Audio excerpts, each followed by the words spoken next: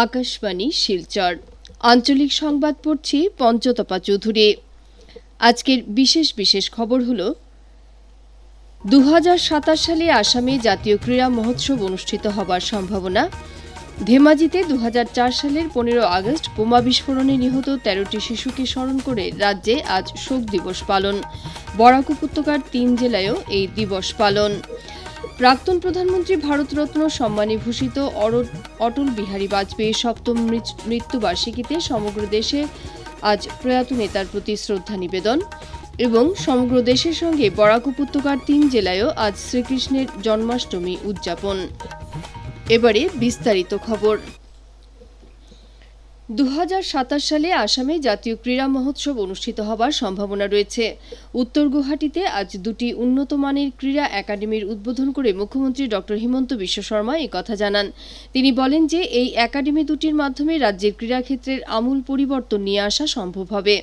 ড শর্মা বলেন, বিশ্বমানের খেলোয়াড় সৃষ্টি করতে হলে খেলোয়াড়দের জন্য বিশ্বমানের সুবিধা সৃষ্টি করতে হবে এবং আসাম এ উদ্দেশ্যে প্রয়াস অব্যাহত রেখেছে।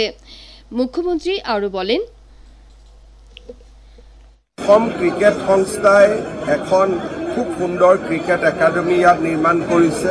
বিভিন্ন সুবিধাৰ উপৰিও 10খন পিচ থকা এটা ইনডোৰ হল হ'ব, যিটো দেশৰ ভিতৰতে আটাইতকৈ ডাঙৰ বুলি ক'ব পাৰি। আৰু ইয়াত যিসকল কোচৰ পৰা গোটেই যিসকলে ব্যৱস্থাপনাত থাকিব, তেওঁলোকো ভাৰত আৰু বিদেশৰ পৰা আহিব আৰু যথেষ্ট সম্ভাৱনা এই ক্ৰিকেট একাডেমিখনে কঢ়িয়াই আনিব। সমান্তৰালভাৱে গুৱাহাটী টাউন ক্লাবত ফুটবল একাডেমি এটা আছিল, কিন্তু জৰ্জ ফিল্ডত ডেডিকেটেড একাডেমি চলোৱা সম্ভৱ নাছিল। ইয়াত আজি হোষ্টেল আৱাসৰ সৈতে সুন্দৰ এটা ফুটবল একাডেমিও নিৰ্মাণ কৰা হৈছে। রাজ্যের প্রত্যেকটি জেলায় ক্রীড়া অনুশীলনের জন্য উন্নত মানের পরিকাঠামো তৈরি করা হচ্ছে এবং প্রশিক্ষণ প্রদানের ব্যবস্থাও করা হয়েছে বলে মুখ্যমন্ত্রী আরও উল্লেখ করেন। 40 বিঘা জমিতে নির্মিত আসাম ক্রিকেট সংস্থার ক্রিকেট একাডেমি এবং গুয়াহাটি টাউন ক্লাবের ফুটবল একাডেমিতে দুটিতে hostel, gym, pavilion, indoor stadium ও মাঠ সহ সব ধরনের সুবিধার ব্যবস্থা করা হয়েছে। আজকের এই উদ্বোধনী অনুষ্ঠানে মন্ত্রী অশোক সিংহল উপস্থিত ছিলেন। 2004 সালের 15 আগস্ট ধেমাজিতে বোমা বিস্ফোরণে প্রাণ হারানো 13টি শিশুকে স্মরণ করে রাজ্যের বিভিন্ন অংশে আজ শোক দিবস পালন করা হয়েছে। এ উপলক্ষে শিক্ষামন্ত্রী ডা রনোজ পেগু স্বাধীনতা দিবসের দিনই করুণভাবে মৃত্যুবরণ করা শিশুদের প্রতি শ্রদ্ধার্ঘ্য নিবেদন করেন। সামাজিক মাধ্যমে এক বার্তায় তিনি বলেন, ধেমাজিবাসী স্বাধীনতা দিবস উদযাপন করতে আসা শিশুদের করুণ মৃত্যুর বিষাদময় স্মৃতি কখনো ভুলতে পারবে না। এই ঘটনা আমাদের সকলকে সন্ত্রাসবাদের বিরুদ্ধে এবং মানবিক মূল্যবোধের সপক্ষে ঐক্যবদ্ধভাবে লড়াই করার সাহস যোগাবে বলেও শ্রী পেগু উল্লেখ করেন। বরাক উপত্যকার 3 জেলায়ও আজ শোক দিবস পালন করা হয়েছে। কাছাড় জেলা প্রশাসন এবং অন্যান্য সরকারি বিভাগের কার্যালয়ে আজ শহীদদের প্রতি শ্রদ্ধা জানিয়ে শোক দিবস পালন করা হয়েছে। কাছাড়ের জেলা আয়ুক্তের কার্যালয়ে অতিরিক্ত আয়ুক্ত হেমাঙ্গ নবিস কার্যালয়ের কর্মচারীদের শোক দিবস উপলক্ষে অহিংসা ও সহিষ্ণুতার সমবেত শপথ বাক্য পাঠ করান। তথ্য ও জনসংযোগ বরাক ভ্যালি জোনের শিলচর কার্যালয়েও আজ এই দিবস পালন করা হয়েছে। কার্যালয়ের আধিকারিক ও কর্মচারীরা শোক দিবসের শপথ বাক্য পাঠ করেন এবং শহীদদের স্মৃতিতে 1 মিনিট নীরবতা পালন করেন। শ্রীভূমি জেলায় আজ এই দিবস পালন করা হয়েছে। আজ সকাল 11টায় শ্রীভূমির জেলা আয়ুক্তের কার্যালয়ের সভাকক্ষে ডিডিসি দীপক জিডুং, এডিসি আনিস রসুল মজুমদার, নির্বাচন আধিকারিক রশিনুল আলম, সহকারী আয়ুক্ত রাসিকা ইসলাম সহ আধিকারিক ও কর্মচারীদের উপস্থিতিতে সমবেত শপথ বাক্য পাঠ করা হয় এবং 1 মিনিট নীরবতা পালন করা হয়। এ উপলক্ষে জেলার প্রতিটি সরকারি কার্যালয়ে জাতীয় পতাকা অর্ধনমিত রাখা হয়েছে। এদিকে শোক দিবস উপলক্ষে জেলার পাথারকান্দি ও রামকৃষ্ণনগর সমজেলায় এবং প্রতিটি রাজস্ব চক্র সহ অন্যান্য সব বিভাগীয় কার্যালয়ে সন্ত্রাসবাদের বিরুদ্ধে অহিংসা ও সহিষ্ণুতার শপথ বাক্য পাঠ এবং 1 মিনিট নীরবতা পালন করা হয়।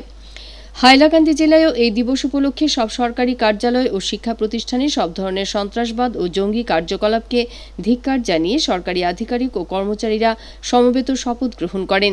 জেলা আয়ুক্তের কার্যালয়ে আধিকারিক ও কর্মচারীদের সমবেত শপথ বাক্য পাঠ করান অতিরিক্ত আয়ুক্ত ত্রিদীপ রায়। প্রাক্তন প্রধানমন্ত্রী ভারতরত্ন সম্মানে ভূষিত অটল বিহারী বাজপেয়ীর সপ্তম মৃত্যুবার্ষিকীতে আজ সমগ্র দেশ প্রয়াত নেতাকে শ্রদ্ধার সঙ্গে স্মরণ করছে। জনপ্রিয় এই নেতা 2018 সালে আজকের দিনই শেষ নিঃশ্বাস ত্যাগ করেছিলেন। অটল বিহারী বাজপেয়ী তিনবার ভারতের প্রধানমন্ত্রীর আসন অলঙ্কৃত করেছিলেন। 1996 সালে তিনি প্রথমবার মাত্র 13 দিনের জন্য প্রধানমন্ত্রীর দায়িত্ব গ্রহণ করেছিলেন। এরপর 1998 থেকে 1999 পর্যন্ত 11 মাসের জন্য তিনি পুনরায় প্রধানমন্ত্রী পদে ছিলেন। প্রয়াত বাজপেয়ী 1999 সাল থেকে 2004 সাল পর্যন্ত পূর্ণকালের জন্য ভারতের প্রধানমন্ত্রী হিসেবে কার্যনির্বাহ করেন। 2015 সালে তাকে দেশের সর্বোচ্চ অসামরিক সম্মান ভারতরত্নে ভূষিত করা হয়। রাষ্ট্রপতি দ্রৌপদী মুর্মু এবং প্রধানমন্ত্রী নরেন্দ্র মোদী আজ সকালে রাজধানী দিল্লিতে অবস্থিত তার স্মৃতিসৌধে পুষ্পার্ঘ্য নিবেদন করেন। কেন্দ্রীয় মন্ত্রী রাজনাথ সিং, জেপি নাড্ডা, কিরেন রিজিজু, গজেন্দ্র সিং শেখাওয়াত, লোকসভার অধ্যক্ষ ওম বিরলা প্রমুখ প্রয়াত নেতার প্রতি শ্রদ্ধা নিবেদন করেন। দেশের অন্যান্য অংশের সঙ্গে আসামেও আজ প্রয়াত প্রধানমন্ত্রীকে স্মরণ করা হয়। গুয়াহাটির রাজ্য বিজেপি কার্যালয়ে আয়োজিত এক অনুষ্ঠানে প্রয়াত প্রধানমন্ত্রীকে শ্রদ্ধা জানানো হয়। অনুষ্ঠানে অংশ নিয়ে রাজ্য বিজেপি সভাপতি দিলীপ শইকিয়া বলেন, তিনি আসাম থেকে অবৈধ বিদেশি চিহ্নিত করে বিতরণ করার উপর সংসদে প্রায় 45 মিনিট ব্যাপী ভাষণ দিয়ে আসাম আন্দোলনের মূল বিষয়বস্তু তুলে ধরেছিলেন। শ্রী শইকিয়া বলেন যে উত্তর পূর্বাঞ্চলের আঞ্চলিক বৈষম্য দূর করা সহ বড়োল্যান্ড অঞ্চলের শান্তি এবং উন্নয়নের ক্ষেত্রে বাজপেয়ী উল্লেখযোগ্য ভূমিকা পালন করেছিলেন। তার নেতৃত্বে 2003 সালে একটি চুক্তিতে স্বাক্ষর করার পর বিটিসি গঠন করা হয়েছিল বলেও তিনি উল্লেখ করেন। বরাক উপত্যকা উন্নয়ন বিভাগের মন্ত্রী কৌশিক রায় রংপুর 0 পয়েন্টে অবস্থিত ভারতরত্ন অটল বিহারী বাজপেয়ীর প্রতিমূর্তিতে শ্রদ্ধা নিবেদন করেন।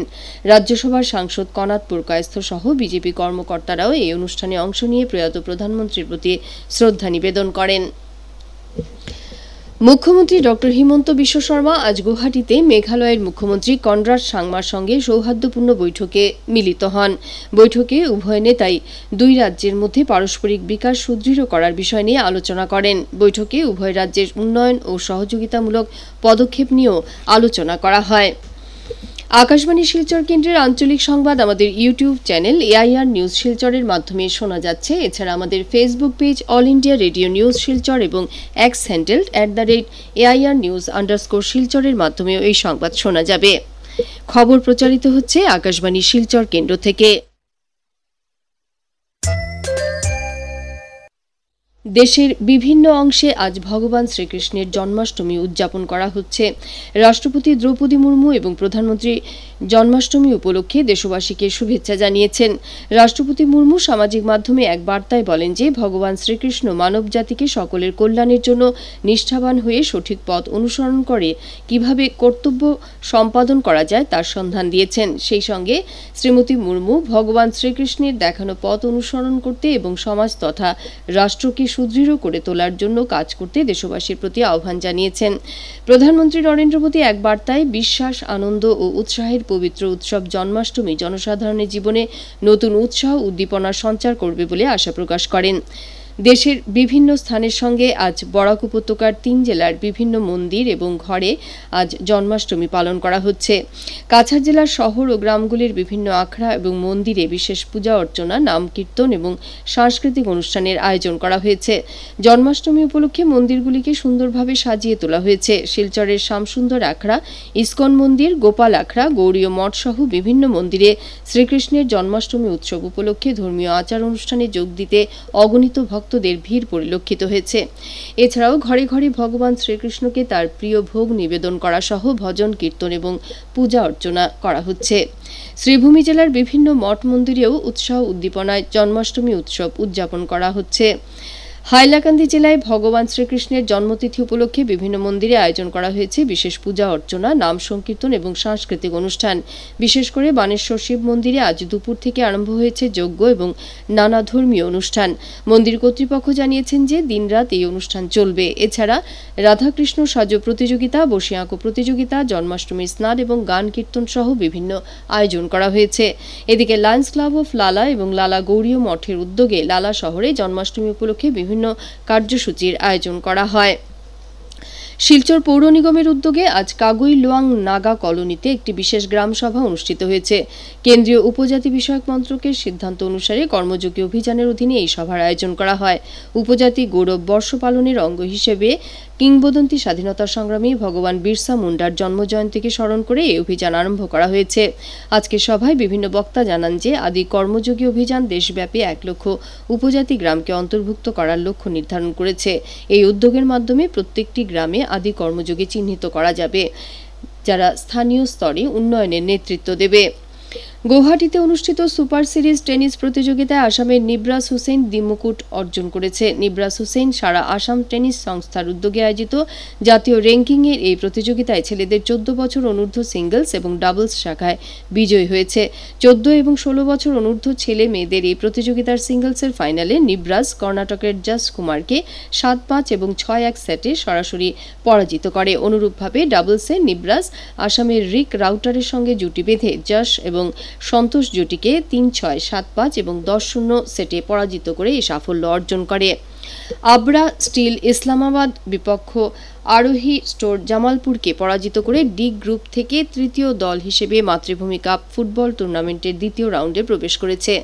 ধলাই বাম নিত্যানন্দ উচ্চতর মাধ্যমিক বহুমুখী বিদ্যালয়ের খেলার মাঠে আজকের একপেশে খেলায় আবরা স্টিল ইসলামাবাদ বিপক্ষ আরোহী স্টোর জামালপুরকে 11 গোলের বিশাল ব্যবধানে পরাজিত করেছে। গ্রুপ ডির শেষ খেলায় আগামীকাল অঞ্জলি এফসি নতুন বাজার আরহান এন্টারপ্রাইজ নর্থ হাওয়াইথাং এর মোকাবিলা করবে। শেষ করার আগে বিশেষ খবর আবার পড়ছি। 2027 সালে আসামে জাতীয় ক্রীড়া মহোৎসব অনুষ্ঠিত হবার সম্ভাবনা। ধেমাজিতে 2004 সালের 15 আগস্ট বোমা বিস্ফোরণে নিহত 13টি শিশুকে স্মরণ করে রাজ্যে আজ শোক দিবস পালন। বরাক উপত্যকার 3 জেলায়ও এই দিবস পালন। প্রাক্তন প্রধানমন্ত্রী ভারতরত্ন সম্মানে ভূষিত অটল বিহারী বাজপেয়ীর 7ম মৃত্যুবার্ষিকীতে সমগ্র দেশে আজ প্রয়াত নেতার প্রতি শ্রদ্ধা নিবেদন এবং সমগ্র দেশের সঙ্গে বরাক উপত্যকার 3 জেলায়ও আজ শ্রীকৃষ্ণের জন্মাষ্টমী উদযাপন। আঞ্চলিক সংবাদ শেষ হলো। পরবর্তী সংবাদ আগামীকাল সকাল 7:35 মিনিটে।